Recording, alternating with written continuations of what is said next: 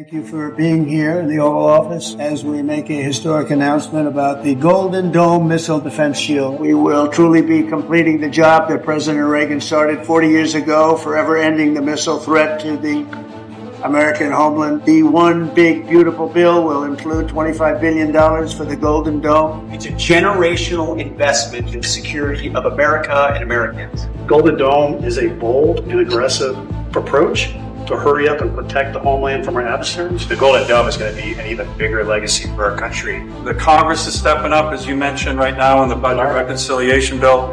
Some funding is tough and some is easy. When we say we're going to save everyone's lives in a crazy world, it seems to be very easy to get. Our enemies, our adversaries, are going to pay a lot of attention to this, just like they have to President Trump from day one. So you're defending the homeland, defending the American people. So thank you for your leadership.